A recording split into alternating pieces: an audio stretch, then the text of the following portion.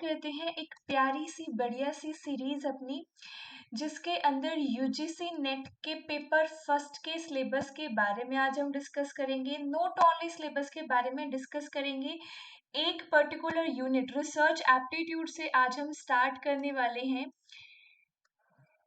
सीधा यूनिट पे जंप करने से पहले थोड़ा सा पैटर्न बता देती हूँ। जो बच्चे बिल्कुल फ्रेशर हैं, यूजीसी नेट एग्जाम एक ऐसा एग्जाम है जिससे आपको एलिजिबिलिटी मिलती है। किस चीज की एलिजिबिलिटी? की आप असिस्टेंट प्रोफेसर बन सकते हो।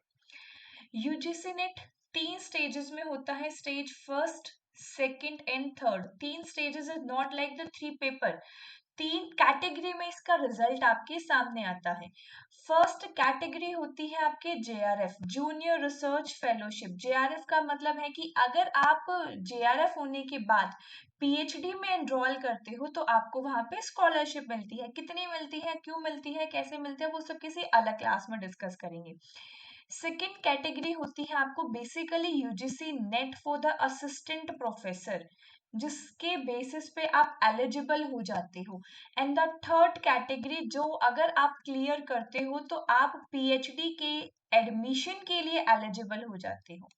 समझ में आया? पहले क्या होता था, प्राइवेट यूनिवर्सिटीज डायरेक्टली भी एडमिशन ले लेती थी, लेकिन अभी कुछ चेंजेस आ रहे हैं, कुछ चेंजेस आ चुके हैं। तो थर्ड कैटेगरी आपकी इंट्रोड्यूस हो चुकी है, जिसके बेस पे पीएचडी में आपका एडमिशन होगा। यहाँ तक होप्सो एक बेसिक सा मैंने आपको बताया। अब देखो आगे सिलेबस के बारे में। टोटल आपकी 2 पेपर होंगे, पेपर 1 और पेपर 2। हमने जो अभी डेडिकेटेड के लिए अपनी सीरीज स्टार्ट की है वो है पेपर 1 की। पेपर 1 की ईच एंड एवरी यूनिट को हम कवर करेंगे, प्रीवियस ईयर करते हुए चलेंगे, एमसीक्यू करेंगे, सब कुछ। पेपर 1 में क्या है मैम? पेपर 1 में टोटल आपकी 10 यूनिट्स है। हर यूनिट से आपके 5 क्वेश्चन आएंगे, यानी तो 50 क्वेश्चन आपके पेपर 1 से आने वाले हैं। आज उन 10 यूनिट के सिलेबस को समझते हुए चलेंगे और पर्टिकुलरली रिसर्च एप्टीट्यूड का थोड़ा सा पार्ट करेंगे, जितना फर्स्ट डे के हिसाब से में भी जरूरी होगा आपका। क्लियर है यहाँ तक? चलो वन बाय वन ये देख लेते हैं कौन कौन सी यूनिट है, क्या क्या नाम है। सिर्फ आज नाम नाम देखेंगे, बहुत ज्यादा डीप में नहीं जाएंगे। अगर फिर भी ये मैंने एक क्लास बनाई थी, रिकॉर्डिंग ही है, आपको यूट्यूब पे मिल भी जाएगी, जिसमें मैंने पूरे के पूरे फर्स्ट चैप्टर के सिलेबस को सम अप किया था 3 कैटेगरीज के अंदर। वो देख लेना, आपको और बेटर क्लैरिटी मिलेगी। देखो फर्स्ट यूनिट है आपकी टीचिंग एप्टीट्यूड। बेसिक समझते हैं कि टीचिंग एप्टीट्यूड यूजीसी नेट के लिए पढ़ना क्यों है। टीचिंग एप्टीट्यूड, टीचिंग का मतलब तो समझते ही होंगे। एप्टीट्यूड क्या है? एप्टीट्यूड का मतलब होता है एक स्किल। आपके अंदर किस चीज का एप्टीट्यूड है, आप क्या कर सकते हो, तो this is the teaching aptitude. तो टीचिंग एप्टीट्यूड आपको ये सिखाता है कि टीचिंग करनी कैसे है। समझ में आया? टीचिंग एप्टीट्यूड आपको क्या सिखाता है कि टीचिंग करनी कैसे है। उसके बाद और रिसर्च एप्टीट्यूड, इसका तो आज हम पूरा ही पोस्टमार्टम करने वाले हैं। रिसर्च एप्टीट्यूड, रिसर्च क्या करनी है मैम? मैं तो रिसर्च करना ही नहीं चाहती, तो मैं रिसर्च एप्टीट्यूड क्यों पढूं? देखो आप रिसर्च करना चाहते हो या नहीं चाहते हो वो एक अलग चीज है। एक सजेशन देती हूँ, बहुत सारे बच्चे ऐसे होते हैं कि मैम मुझे असिस्टेंट प्रोफेसर तो बनना है, बट मुझे ना रिसर्च में कोई इंटरेस्ट नहीं है। अगर आप सच में इस फील्ड के अंदर जाना चाहते हो ना बच्चे, तो विदाउट रिसर्च और विदाउट पीएचडी की डिग्री की वो उतनी वैल्यू आपको कभी भी नहीं मिल पाएगी। क्योंकि अगर आप असिस्टेंट प्रोफेसर से एसोसिएट पे और एसोसिएट से प्रोफेसर की तरफ की जर्नी देखते हो, तो असिस्टेंट टू एसोसिएट के लिए ही आपकी पीएचडी कंपल्सरी होती है।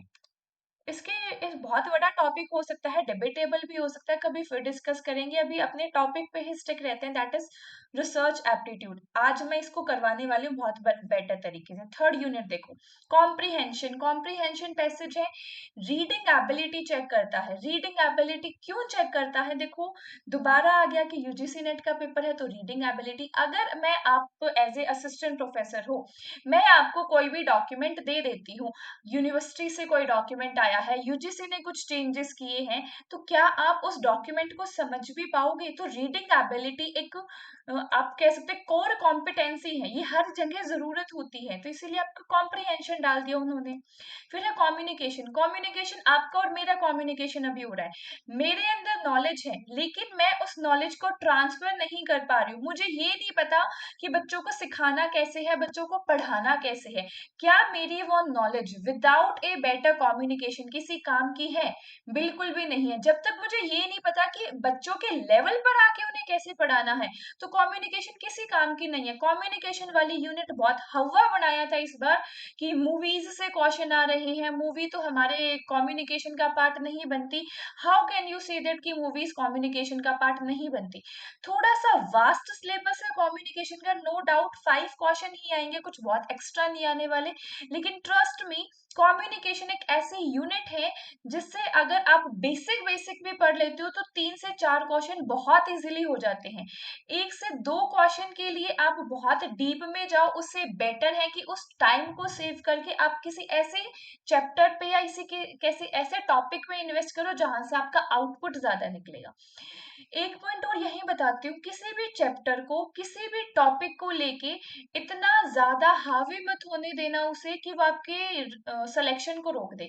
हर क्वेश्चन सिर्फ और सिर्फ 2 मार्क्स का आएगा। ये एग्जाम पेपर जब करने बैठोगे ना, तब इस चीज को जरूर याद रखना कि हर क्वेश्चन की वेटेज इक्वल है। एक क्वेश्चन को तुम बस हाँ भाई एक बार ऊपर ऊपर से रीड किया, टिक कर दिया, दूसरे क्वेश्चन को तुम लगे पड़े हो 10 मिनट से वो एक क्वेश्चन के ऊपर, ये चीजें नहीं होनी चाहिए। यही चीजें होती हैं जो टाइम वेस्ट कर देती हैं आपका।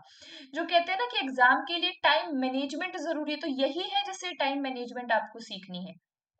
क्लियर?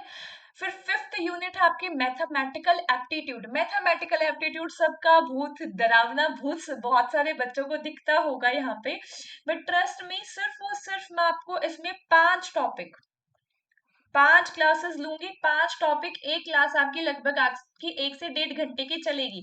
हो सकता है एक आधी ज्यादा बड़ा टॉपिक हुआ तो 2 घंटे तक भी हो, लेकिन जो ये आप इसमें 2 घंटे देने वाले हो ना, सेम यही चीज आपको आगे डाटा इंटरप्रिटेशन वाली यूनिट के अंदर भी हेल्प करने वाली है। मैम डाटा इंटरप्रिटेशन क्या है? डाटा इंटरप्रिटेशन का मतलब सिर्फ इतना है कि या तो टेबल की फॉर्म में या फिर ग्राफ की फॉर्म में आपको डाटा दे देंगे। इस साल हमारी वीट की प्रोडक्शन इतनी हुई, अगले साल हमारे मोबाइल फोन इतने सेल आउट हुए, 4 कंपनी का डाटा दे दिया, चारों कंपनीज की सेलिंग बता दी कि इतने इतने मोबाइल फोन सेल हुए हैं, इतना इतना उनका प्रॉफिट है, ये बताओ किसका कितना परसेंटेज प्रॉफिट किस ईयर ज्यादा आया, किस कंपनी जो है, कौन सी कंपनी सबसे ज्यादा ग्रो करी है 4 साल के अंदर। इस टाइप के क्वेश्चन आपसे पूछे जाते हैं। डाटा को इंटरप्रिटेट करना है यहाँ पे आपको।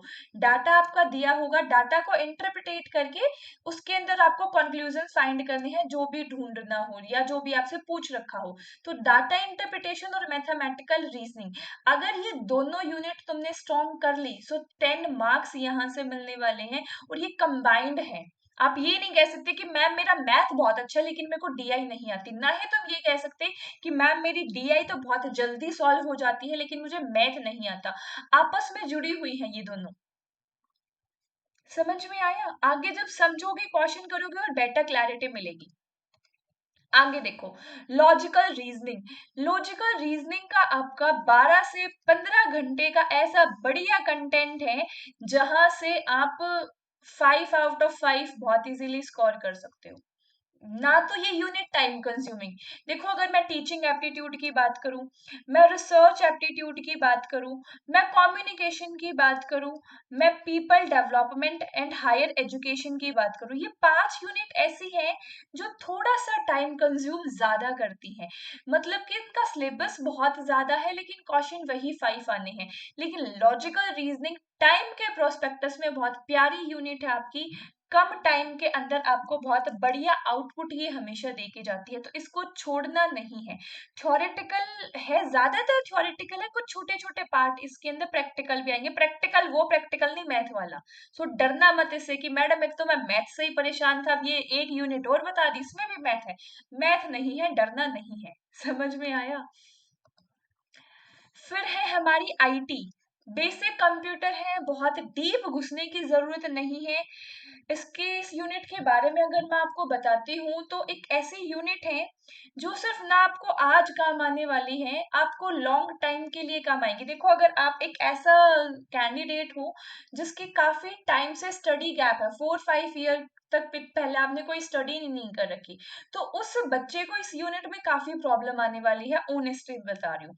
लेकिन कोई ऐसा बच्चा है जो कॉन्टिन्यूस है कि मैम अभी मैंने ग्रेजुएशन की, देन मैंने मास्टर्स करी, देन अभी मैं यूजीसी नेट की तैयारी कर रहा हूँ, तो उसके लिए ये यूनिट बहुत इजी रहने वाली है, क्योंकि जो day to day updated technology वो बच्चा सीखता आया है आज तक, वही इसके अंदर आएगा। और अपडेशन इसके अंदर बहुत चीजें मायने रखती हैं। डिजिटल इनिशिएटिव हायर एजुकेशन, ये नए नए टूल्स जो आजकल के बच्चे बहुत इजीली यूज कर लेते हैं। समझ में आया? थोड़ा सा टेक्नोलॉजी ड्रिवन है, मुश्किल नहीं है, बट इतना ध्यान रखना। पीपल डेवलपमेंट एनवायरमेंट, एनवायरमेंट से रिलेटेड है। बेसिक अगर आपको 10th क्लास तक की बेसिक साइंस एंड एसएस की नॉलेज है, तो ये यूनिट में यकीन मानो तो मैं ढंग से पढ़ने की भी जरूरत नहीं है। 10th क्लास तक की बहुत ज्यादा डिमांड नहीं करती है। 10th क्लास तक की बेसिक साइंस और बेसिक एसएस आपको बहुत अच्छे तरीके से आती है। कुछ इसके अंदर एक्ट आएंगे, और कुछ इसके अंदर हाँ, एक्ट ही है मेन तो। और वो सारे एक्ट और उनकी सीरीज की कैसे कैसे क्या क्या चीजें बढ़ती चली गई, एनवायरमेंट प्रोटेक्शन एक्ट क्यों आया, कौन कौन से हमारे इंटीग्रेशंस आए, वर्ल्ड लेवल पे क्या क्या एक्शन लिए गए एनवायरमेंट को प्रोटेक्ट करने के लिए, उन सब की सीक्वेंस आप लोगों को याद करनी है। और बेसिक एनर्जी के बारे में पता होना चाहिए, पॉपुलेशन पॉल्यूटेंट के बारे में पता होना चाहिए, बेसिक गैसेस के बारे में पता होना चाहिए, कौन सी गैस हार्मफुल है, कौन सी गैस हमारी बेटर है, जिससे हमें एक बढ़िया चीज मिल सकती है, वो सब इस यूनिट के अंदर आपको स्टडी करना है। Last but not least, that is higher education system. आज हमने देखा है कि 10th में हमारे बोर्ड के एग्जाम होते हैं, 12th में बोर्ड के एग्जाम होते हैं। मम्मी पापा से पूछना क्या उनके 8th क्लास में भी बोर्ड के एग्जाम होते थे, उन्हीं से पूछना क्या उनके 5th क्लास में भी बोर्ड के एग्जाम होते थे। यस। और क्या ये शुरू से 10th के बाद 12th देन कॉलेज, ये सिस्टम क्या शुरू से चला रहा है? नहीं। आपकी मम्मी से पूछना, मम्मी बताएगी 10th के बाद आपका सीधा कॉलेज होता था, 10th के बाद सीधा कॉलेज होता था। तो न्यू एजुकेशन पॉलिसी अभी हमारे पास 2020 की बहुत सारी जगह इम्प्लीमेंट होने लगी है। मैं जहाँ से बिलोंग करती हूँ, हरियाणा रोहतक, एमडीयू हरियाणा की एक बहुत स्टेट यूनिवर्सिटी है, बहुत फेमस यूनिवर्सिटी है, सभी ने नाम सुना होगा। एमडीयू के अंदर लास्ट ईयर ही आपकी एनईपी इम्प्लीमेंट भी हुई है। पहली एनईपी कब आई, क्यों आई, किस चीज के ऊपर फोकस किया गया न्यू एजुकेशन पॉलिसी ने, पुरानी एजुकेशन पॉलिसी की क्या क्या कमियां थी, इनिशियल लेवल पे हिस्ट्री के टाइम पीरियड में हमारा एजुकेशन सिस्टम कैसा था, कैसे पढ़ाया जाता था, गुरुकुल सिस्टम कैसा था, वो सब आपको हायर एजुकेशन के अंदर पढ़ना है। Ancient history to till date, आपके पूरा का पूरा एजुकेशन सिस्टम, अगर आप टीचर बनने जा रहे हो, टीचर में भी एक असिस्टेंट प्रोफेसर की जॉब लेने जा रहे हो, तो आपको इंडिया का एजुकेशन सिस्टम के बारे में जरूर से जरूर पता होना चाहिए। वही सारी चीजें ये यूनिट आपको बताने वाली है। बहुत प्यारा सा थैंक यू आप सबको जरूर बोलना चाहूंगी, इस उम्मीद के साथ कि चीजें आपको समझ में आई हैं। Thank you so much.